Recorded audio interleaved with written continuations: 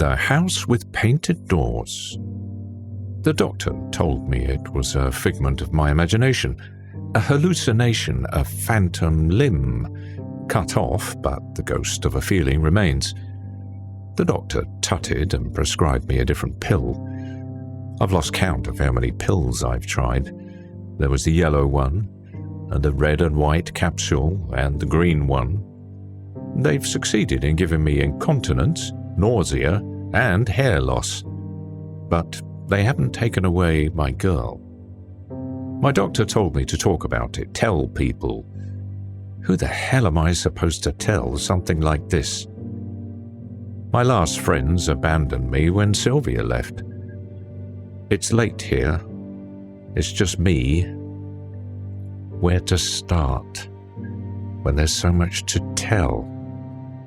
At the beginning, I suppose. It's always a good place. We thought we'd had it made when we moved into the suburbs. We had well-paying jobs. Fluke or competence had saved us from the waves of cuts hit around 2010. For once in our lives, money wasn't a problem. 8 years earlier, we had Annabelle, Belle for short. She was our little angel. Parents out there will know. A child shifts the center of gravity of your life. The move was good for her and good for us. Away from the hustle and danger of the city, busy streets, missing children, the sticky hands and staring eyes of sexual predators. It wasn't the house of our dreams, but it was close enough. A lawn for the balmy summer months, fireplace for the chill of winter, space for us to grow into, especially for a young girl. It came fully furnished, and it was a steal, a distressed sale, our agent called it, at least a tenth off what a similar property would set us back. The euphoria and novelty lasted me till the first night. Sylvia was asleep next to me. The moonlight sparkled off the fine hairs on her bare shoulder. We shared a celebratory drink after dinner, and then another after that. I was lying in bed, basking in the warm glow of alcohol when I first heard it. My first thought was rats. That was exactly what it sounded like, the little tap dance of tiny claws on hard wood coming from the walls. The delicate snoring from next to me told me that Sylvia was undisturbed by the scratching noise coming from the walls. I flinched as my bare feet touched the cold floor. The floorboards groaned in protest as I padded across the room like an overweight ninja. The tapping paused at the first creak of the floorboards, then resumed. The rough weave of the wallpaper under my palm as I leaned in to track the pitter-patter behind the walls. The scampering sounds eluded me. Every time I attempted to track the rats, the sound seemed to come from another part of the room. My knees grew sore from pressure. I wasn't some young child at a playground. I was a grown man, and my weight pressed down on the bony points of my kneecaps. Out of desperation, I put my ear to the wall, hoping that the source of the little noises would reveal itself to me. I was only met with a stubborn silence, or almost a stubborn silence. On the edge of my hearing, so quiet that I had to strain my ears to pick it up. A child's laughter from inside the walls. I didn't speak of the incident. I spent more time trying to convince myself there hadn't been that childish giggle. Wind, perhaps. The rattle of a toy. Not a rattle, maybe one of those newfangled dolls with those soulless eyes and a microchip voice. There was a change in her, like the heavy air you can smell before a thunderstorm. She was a little quieter than usual. A strange environment will do that to a kid. A little withdrawn. Sylvia didn't really notice. I suppose I'd always been more observant than her. Belle started looking tired. Dark crescents appearing under her light hazel eyes. She wasn't getting much sleep. My first instinct was to blame the rats in the walls. Who wouldn't? They got louder and louder as the days went by. The damn things were keeping me up at night.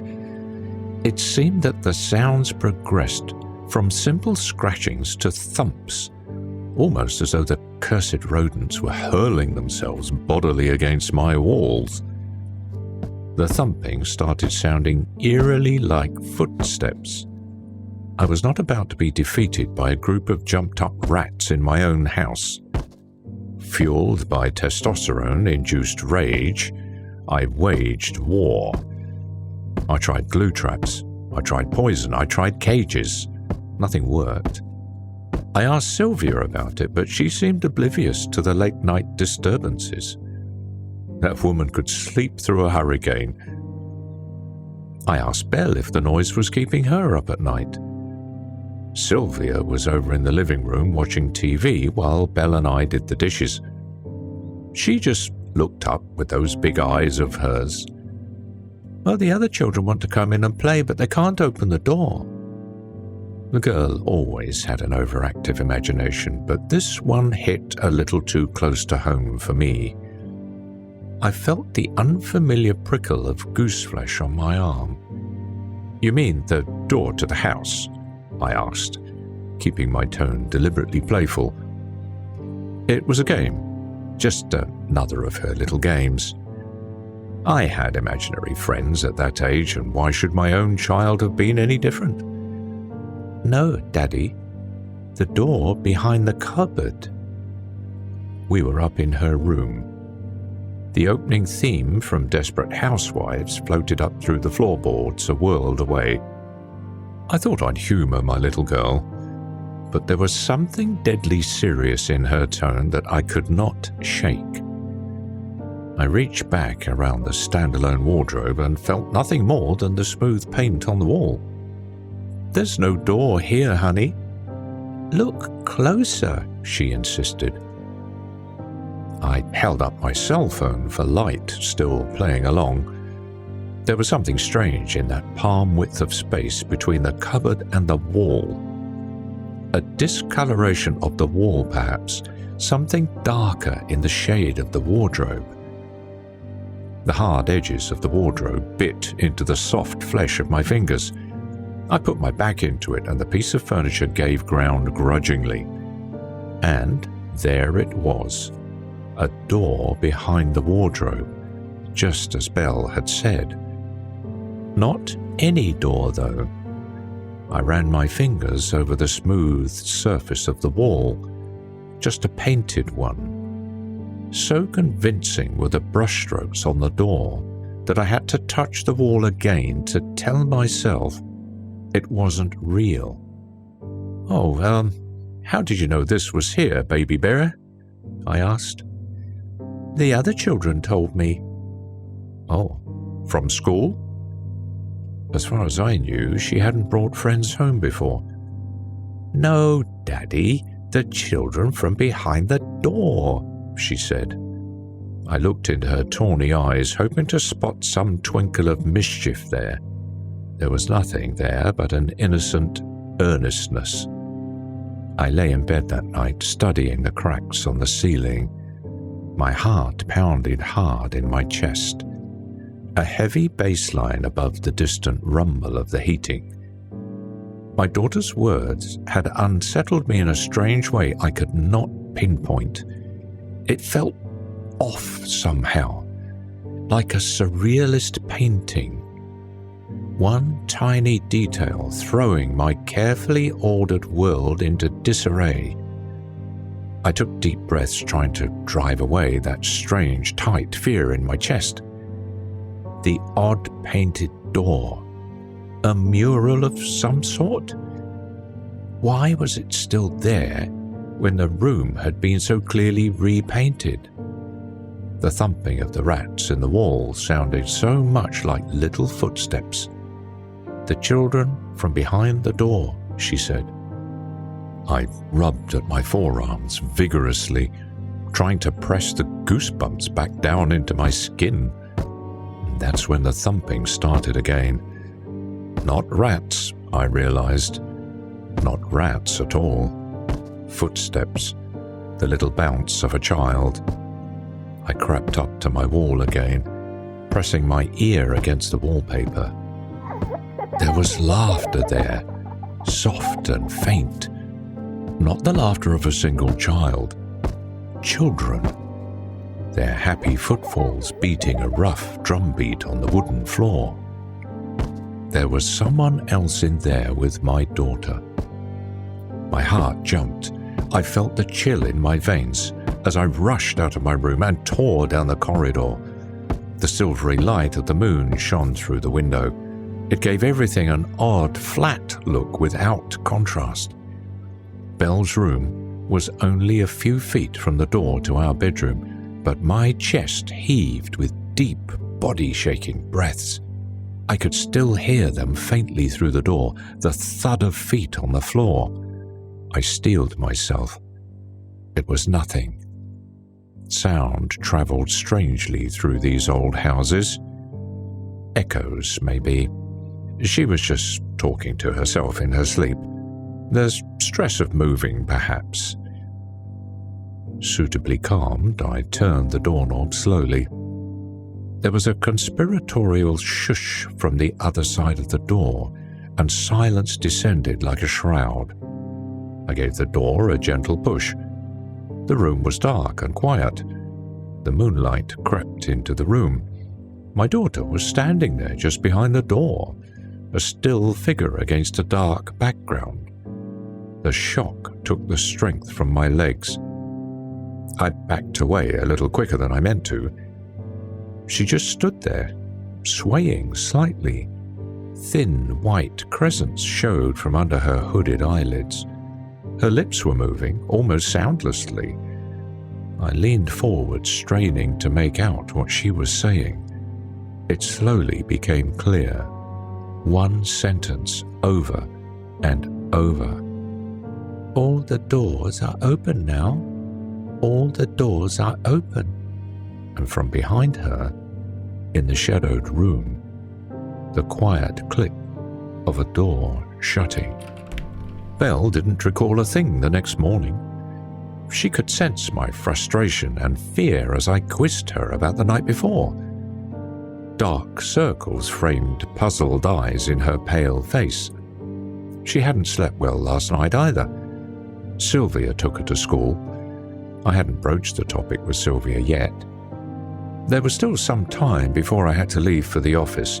I crept back to my daughter's room, feeling like a thief in my own empty house. I stood in front of that strange painted door for the second time in as many days. I ran my fingers around its edges, remembering the strange sound of the door shutting from the night before. Its edges were wholly contiguous with the wall. I pulled the wardrobe out further, putting my entire frame between the wardrobe and the door and leaning into it. There was no give, no yielding of the door. It was just painted over a wall as solid as any other. I was about to go when I heard an unfamiliar rasp under my foot. The floor was gritty with some kind of dust. I knelt down and pinched some of the dust up between two fingers. All the doors are open now. My daughter's dreamy voice in my ear, my memory of it so sharp, it seemed that she was right there whispering it. How odd it was for the dust to be pink. Of course it would be. It wasn't dust at all. It was paint.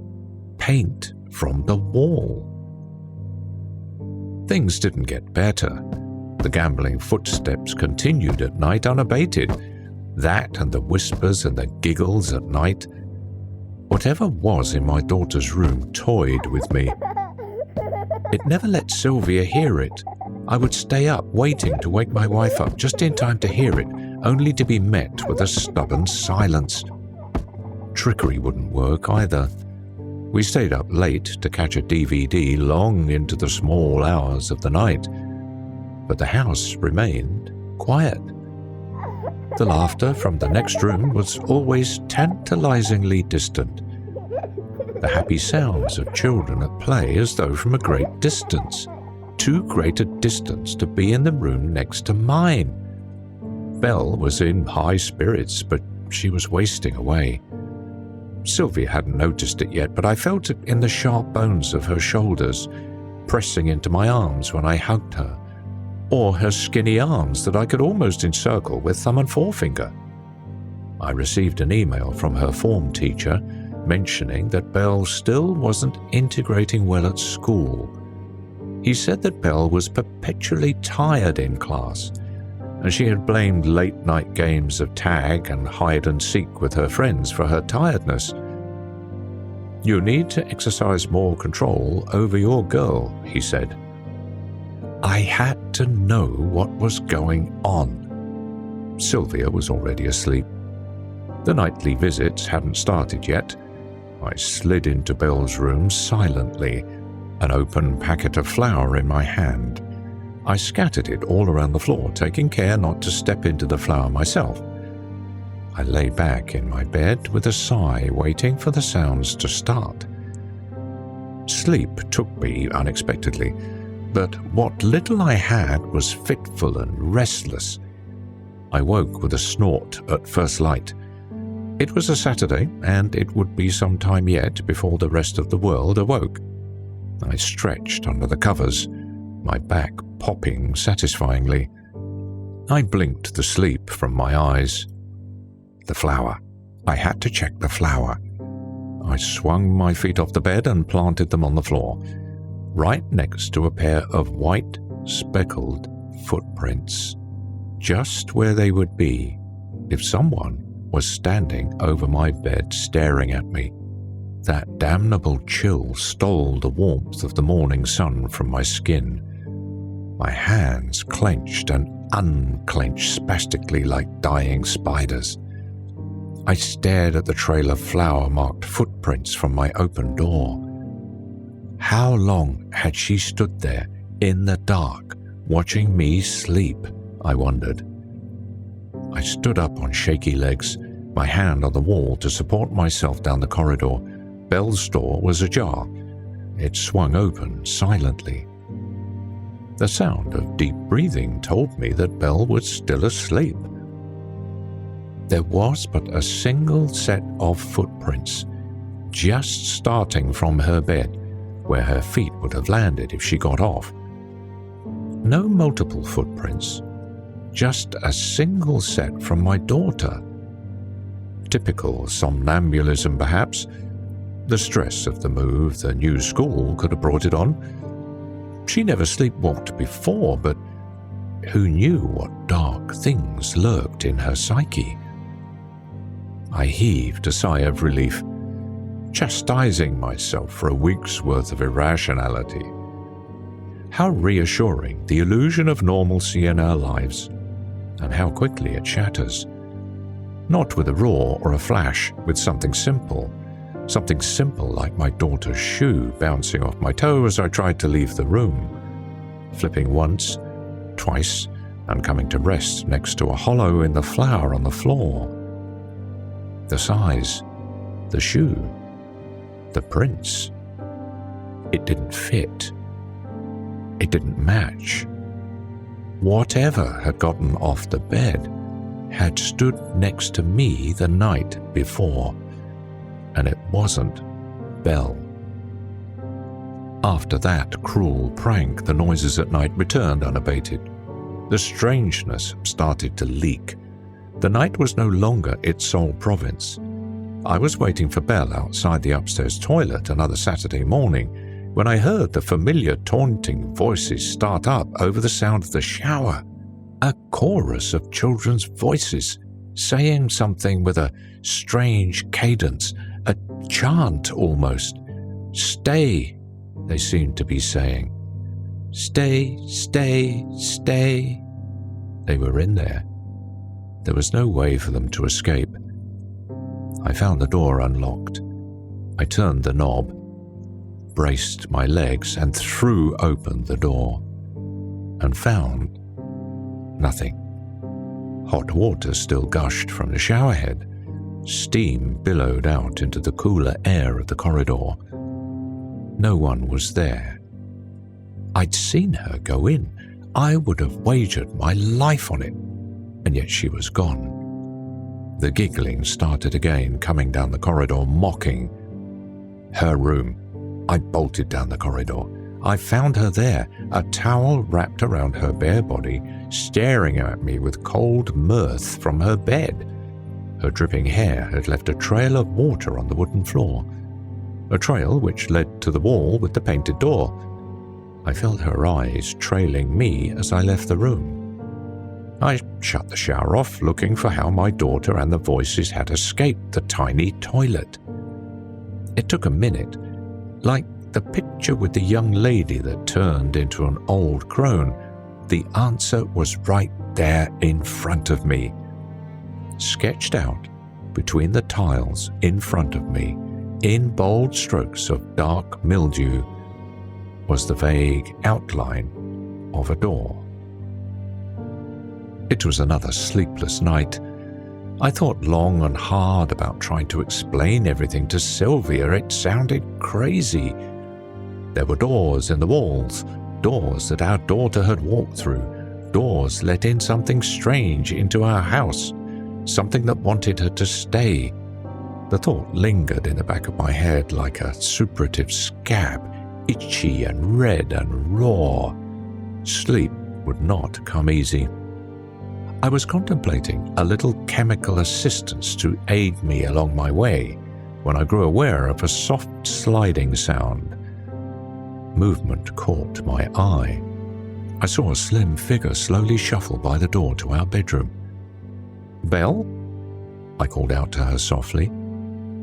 She didn't break step. And what a step it was! A stiff-armed and stiff-legged march down the corridor, her feet scraping over the wooden floor. "Belle!" I called out a little louder. There was no response. I got out of bed and tiptoed to the door. The door to the toilet clicked shut softly. I followed. The lights revealed an empty corridor. The toilet door yielded with a squeak of complaint. The silence was thick and cloying. It seemed that no sound would carry through the air. The light clicked to life in the toilet. Shadows leapt and danced with its first few flickers. The shower curtain swayed. The draft I'd left in when I opened the door, I told myself. It didn't help. I chided myself for my childish fears, but the flutter in my gut remained. I yanked the curtain aside roughly, my other hand balled into a fist to protect myself. From what? My daughter? Nothing awaited me on the other side of the curtain. Nothing but a strange outline of a door, etched out in lines in the tiles. I heaved a sigh of relief. Perhaps the lack of sleep was getting to me, my fears spilling over into waking dreams. The calm was short-lived. I heard another door slam shut, downstairs. A series of childish titters carried up through the floorboards.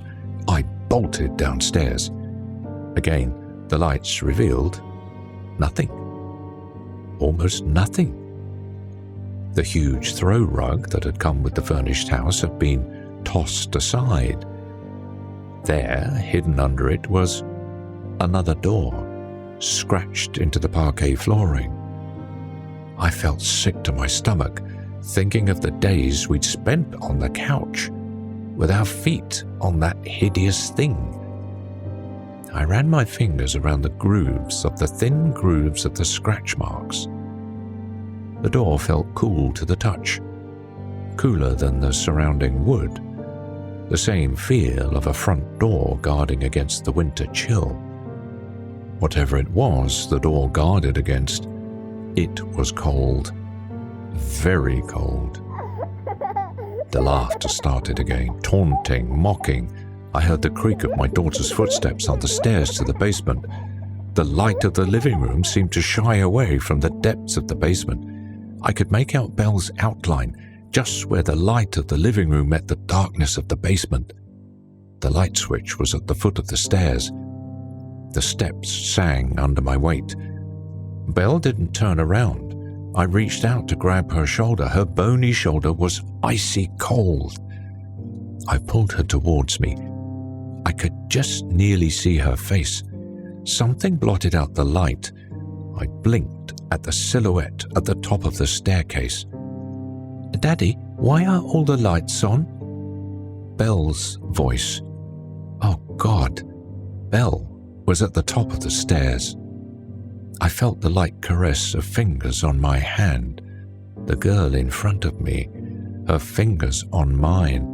Her voice was a hoarse whisper, as though forced from a throat long turned to dust. "She's ours now." She giggled and twisted away from my grasp, vanishing into the dark. The dark space under the house suddenly filled with the patter of feet on the dusty floor, 2 pairs, 3 pairs, until it seemed that an entire legion of light feet were dancing across the floor. The sound was deafening in that confined space. I reached forward and thumbed the light switch, only to be greeted by silence and the slowly settling dust. Something was wrong with the wall again. I already knew what to expect. With a sweep of my hand, I cleared the dust from the wall. Just as expected, another door. This one a huge set of double doors, painted on the wall with garish colors. Just before I left the basement, I saw the clean circles on the floor where the opening door had swept the dust away. We had to go. There was something dark in the house, something wholly unnatural about those strange painted doors. I sprinted up the stairs. "Grab some clothes," I told Belle as I passed her. I did not stop to see if there was a shred of understanding in her blank eyes. She turned and followed me silently upstairs. I shook Sylvia awake roughly. 4 weeks to the day we moved in, and we were fleeing our own home. She blinked the sleep from her eyes. In hushed tones, I tried to explain the situation to her. The painted doors, the sounds of the children, the danger we were all in. Her expression slowly changed from sleepy bewilderment to one of disbelief and annoyance. She told me I was overreacting, that the stress of the move and our job was taking its toll on me.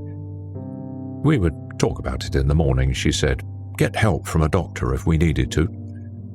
I grew increasingly agitated at her apathy. I begged her to humor me for just one night, for our family to shift to a motel for a single evening. Our conversation grew heated. All this was cut short when Belle reappeared at our doorway. Her hair was wild, her eyes burning with some inner fire.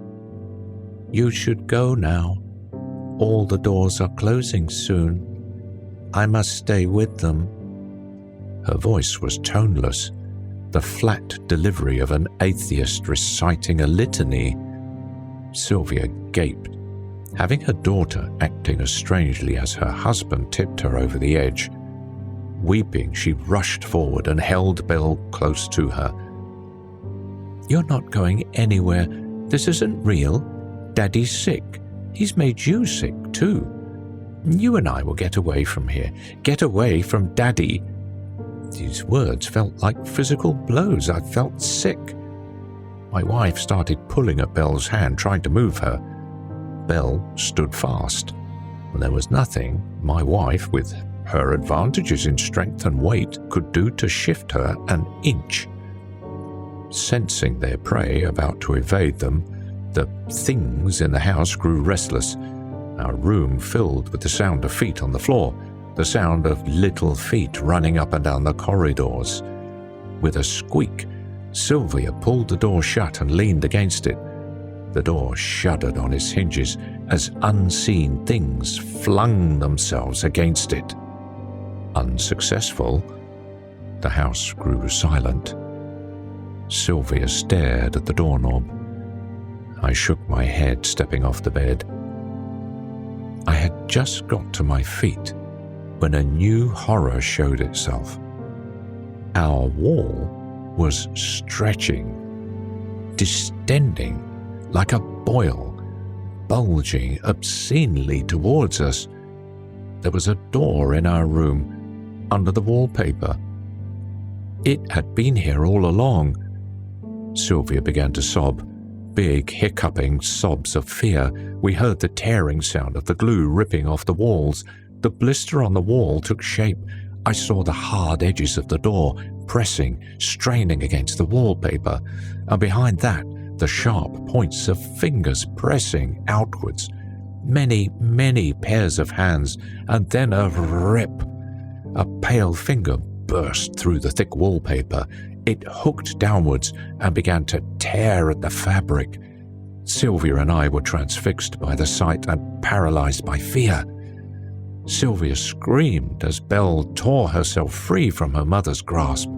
Belle took a step forward and placed her hand on the light switch. In that moment, I saw my daughter again for the last time. Her eyes sparkled with tears. "Don't look. You don't want to see them. I love you." With a flick of her wrist, she plunged the room into total darkness. The sound of the wallpaper ripping was very loud. The temperature in the room fell. It felt larger somehow, that we weren't in the bedroom of our home anymore, but in some vast and empty space. A chill wind blew. It smelt of dry dust. When the wind died down, we were alone in our room, and our girl was gone. What is there left to say after that? We did what we could. We moved into a motel. The police came, they looked for prints, they asked questions, they took pictures. They broke down the walls behind the doors with their hammers. Nothing. The detectives came. They asked more questions, hard questions sometimes. They took me away for a while.